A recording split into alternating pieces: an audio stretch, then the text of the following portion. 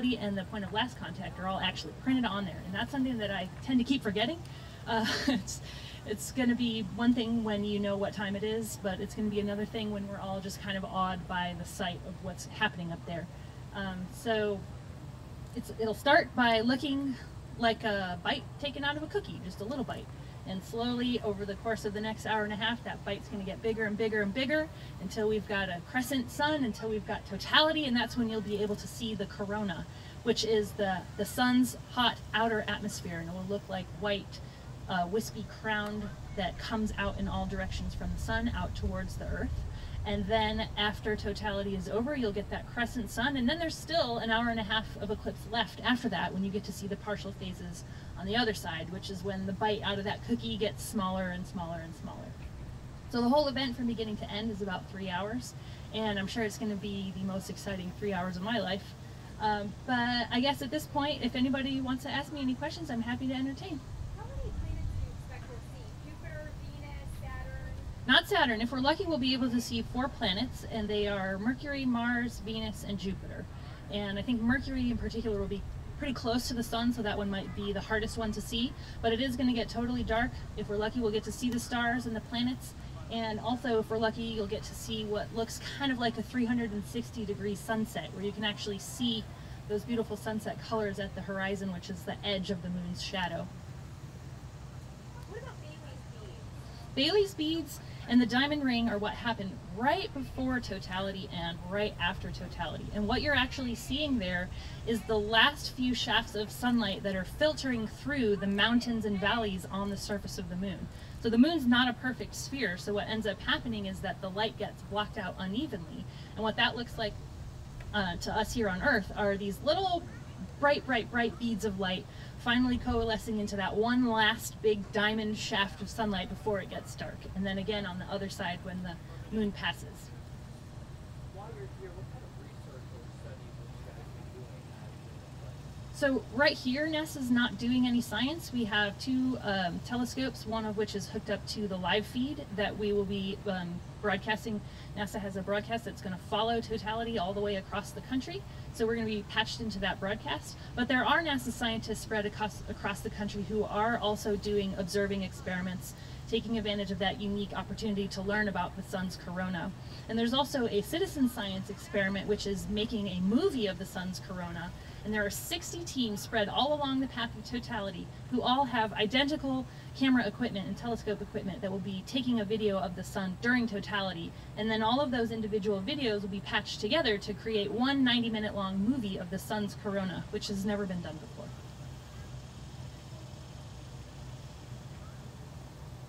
What about shadow snakes? Shadow snakes, you mean shadow bands? Oh, are they? Yeah. Shadow bands. So this is a unique phenomenon, and it's one of the things that we don't really know why it happens, but it may have something to do with that sort of Bailey's beads timing the light coming through the Earth's atmosphere. And what you end up seeing are these kind of, if you look at something white, like if you have a white sheet or a big white piece of paper that's spread on the ground, it looks like these kind of rippling shadows, as if you were looking at the bottom of a swimming pool on a bright sunny day.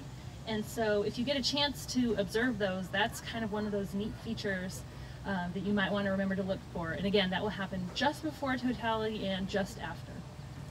Of course, we can't guarantee it, but it'll be cool if we get to see it.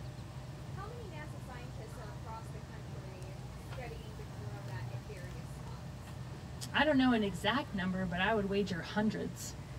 But 60 citizens are making this movie as part of NASA's Citizen Project. Yeah, those are actually groups. So each one of those 60 groups is a group of probably dozens of scientists who are all sort of coming together to make observations together. And there are also a couple of NASA aircraft that have special viewing windows that are going to be, they will have scientists on board, they will have viewing equipment mounted into those windows. They'll be flying through the path of totality and trying to get a few extra minutes in totality instead of just the 2 brief fleeting minutes that we have here on Earth, on the ground. There will also be some space-based observations that are being made. So you can actually create an artificial eclipse with a telescope that has something called a coronagraph, which is just a physical disk that blocks out the light of the sun. but it doesn't work as well as the moon. So it's a really unique opportunity for scientists on the ground to take observations of the corona and compare those to observations that are being simultaneously made by orbiting spacecraft. And that gives you, again, a really nice look at the full corona all the way out until it's into its outer reaches. Obviously, it's a really hot day. How much do you expect the temperature to drop in total eclipse? I have heard that it can drop by up to about 10 degrees, but here, because it's so humid, it'll probably be less noticeable. And I'm not sure if your weather forecasters have taken that into account here, but I don't know, maybe a few degrees. I think it'll be a nice respite from the heat either way.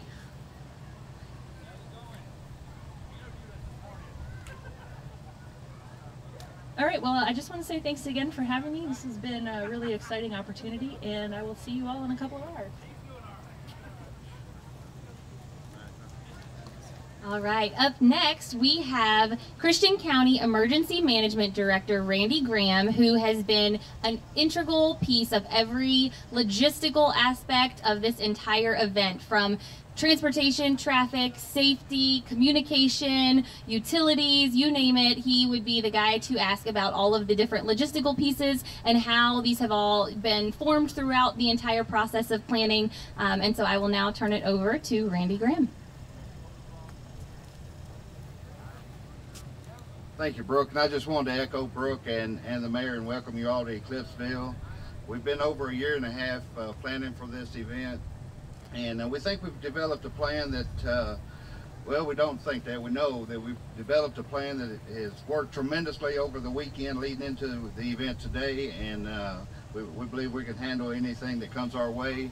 We've developed traffic plans to bring those 150,000 visitors into Christian County and then help them leave the county when they're ready to leave. If they want to leave, stay and leave Wednesday or so, we're good with that. That'll make it easier on us today, but we do have many plans that are in place, and like I said, it's worked tremendously over the weekend, and we have every reason to believe it'll work as well today.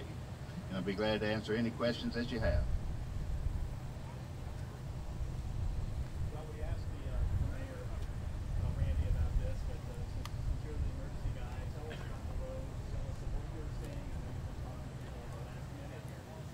Yes, and the question was about the roads and the congestion again. As the mayor said, you know, we are going to have some congestion. We were ready to deal with that, but we have a strong plan in place. We have enough law enforcement and National Guard troops to help with that. And the plan that we have in place and the signage that we have to kind of move everyone. State transportation has been wonderful to work with as far as putting up additional signage to help people to get back to the interstates on roads that they typically don't have that type of signage. So we've all worked together to develop a plan. We are seeing, you know, a large number of traffic and some congestion on several of our roads, but we are handling it at this time. All right, thank you.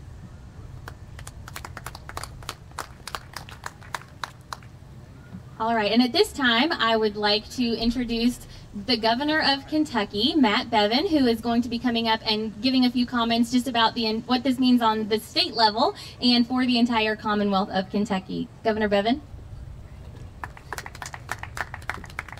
First, let me just say thank you to those of you who have come out to watch this. I want to clarify one thing, too, because that has been a contentious debate among people along the entire viewing path across America as to where truly is the best place to watch the eclipse, and this really is it. We're not just saying it because we're here.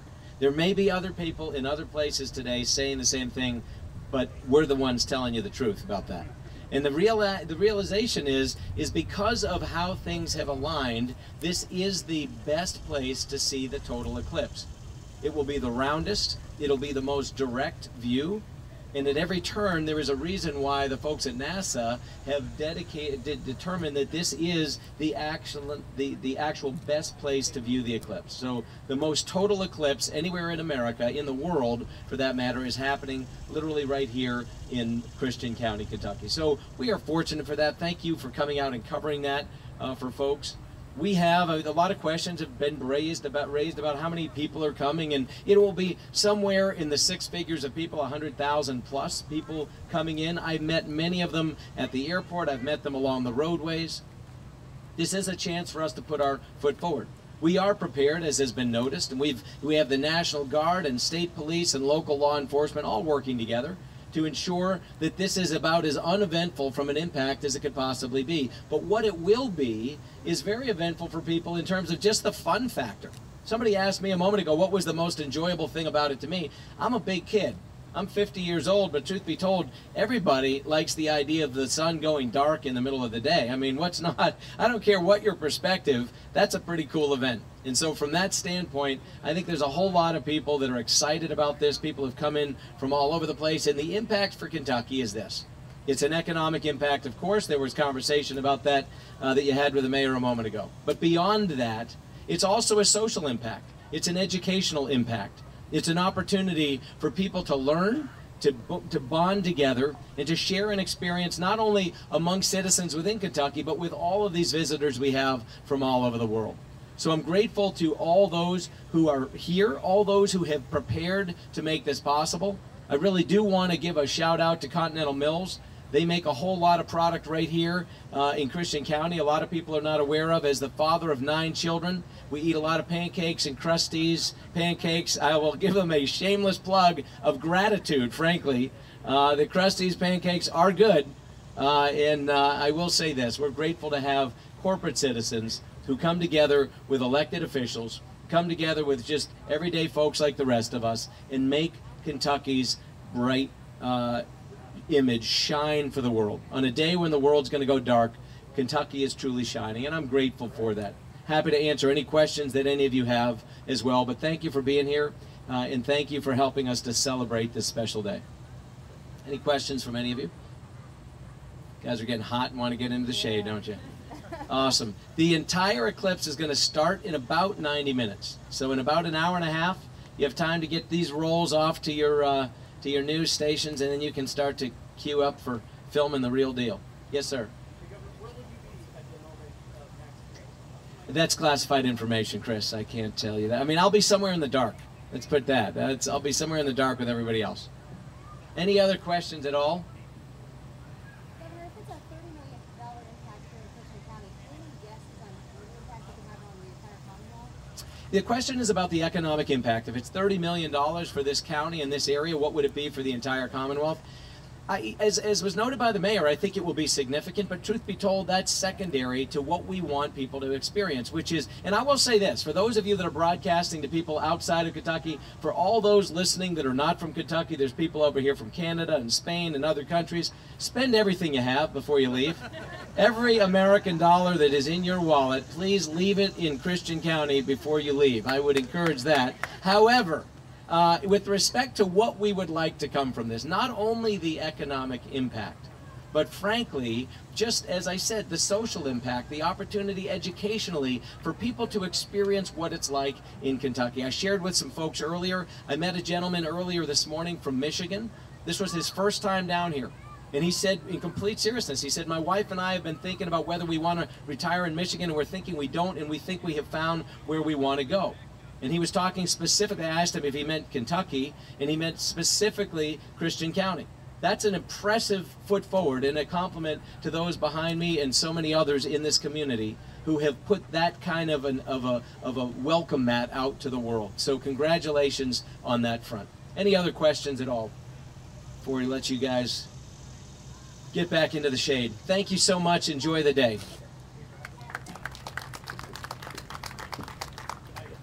Thank you so much, Governor Bevin. And now we have a few additional comments from Lieutenant Governor Jenean Hampton, and she's going to come up and talk as well. She is a big astronomy fan, so she's going to talk about what this means to her, following astronomy for a while now. Thank you so much. Thank you. Thank you. Well, I can't say that I follow astronomy. As someone who wanted a telescope when she was younger and never got one, it's pretty awesome to see the NASA equipment over there. But I have to echo Governor Bevin's comments on just welcoming the people here to Kentucky who came from all over the world to see this. And yes, we are the center of the universe when it comes to maximum totality and the best viewing. And I have to say, as a tech nerd, I'm excited about this on that front too. I've been looking forward to this for over a year. I have my calendar blocked for over a year to be here. And I'm really excited to see the level of excitement from people. As we came in this morning, we saw people who had camped out. People were in tents. People were sitting in their chairs by their cars. And it was way early too, so I don't know why they were out so early, but they're excited to be there, and we're grateful to have them here. And everyone is putting their best foot forward. I think the hospitality that people are seeing when they get here is the same hospitality that my husband and I saw when we got here. And it's the people of Kentucky are so warm and welcoming, and this is the absolute best place to be, not just for this event, but and just a great place to live. I also want to echo the governor's comments in thanking Continental Mills and Krusty's. Continental Mills was one of my customers when I sold boxes. They were one of my biggest customers, and so I have to thank, if anybody's here from Continental Mills today, please find me today. I just want to say hello, but wonderful to see them sponsoring this event today. Also know that the Commonwealth has prepared for this event. The agencies have all been talking. The Emergency Operations Center, Kentucky's Emergency Operations Center, has been working with the counties. They're working with agencies like the Kentucky State Police, with FEMA, with a number of agencies to make sure that we are, as well as any entity could be, prepared as we are today for this event. We've tried to anticipate the problems, the traffic, water, heat here, food, all that, and we've looked at that, and I think we are absolutely prepared as best we can. So welcome, and that's I know you're calling it, Mayor, you're calling it Eclipseville. I'm calling this Solar Palooza, so welcome to Solar Palooza. Thank you. Any questions? Thank you. And now I'm going to invite Mayor Carter Hendricks back up here. He has a few gifts he would like to present. Renee, will you come forward? First, we'd like to present to the National Aeronautics and Space Administration, specifically to Renee here, with great appreciation for Hopkinsville, Kentucky, point of greatest eclipse, shine as brightly as the corona during the August 21st, 2017 total solar eclipse. This is an official key to the city of Hopkinsville, and we promise we're not even going to change the locks.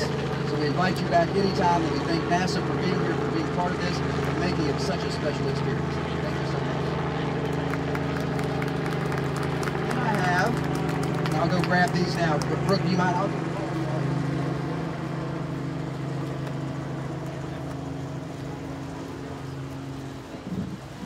Governor, Lieutenant Governor, would you mind stepping forward for a second? Hey, Brooke, just get the bottle, and we'll give one of each, and it'll represent. We have, to the Governor, Lieutenant Governor, very special Christian County specific 2 gifts here. The first you see is a custom-made bowling ball from Ebonite International. Ebonite happens to be housed and headquartered right in Hopkinsville, Kentucky. They produce the majority of the world's competitive bowling balls, and when they found out that we were hosting the total solar eclipse, this is what they decided to do. Isn't that pretty cool? Now, I don't know if it will help you bowl a strike or not, but it'll give you a better shot, I'm sure of it. And so I'll present this to you, Governor. I'll present this bowling ball. We have another one for you, Lieutenant Governor, to Governor Matt.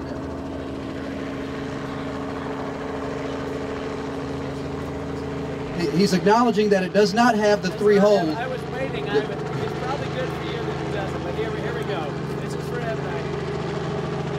It's not as good as you're going to get without me. The reason it doesn't have the holes drilled in it is you get those custom drilled to fit your specific bowling fingers. That's what happened. Oh, I had to ask too, I promise you. The next thing. Now, I'm not sure if you guys consume or not. I'm not a big consumer myself, but this is a bottle of Lights Out Moonshine from K.C. Jones Distillery. And here's the truth about this moonshine. The corn that was used to make this moonshine, grown locally, was sent up into space and now is inside this bottle. So you're not only getting Lights Out Moonshine, you're getting a little bit of space as a part of it. And I trust the name of it, so if you do decide to partake, take it easy if you don't mind. Lieutenant Governor. And then we have a bowling ball and, of course, another bottle for both of you over there as well. So thank you guys so much. Let's please give our Governor, Lieutenant Governor, a round of applause for being here this morning and celebrating the total solar eclipse weekend with us.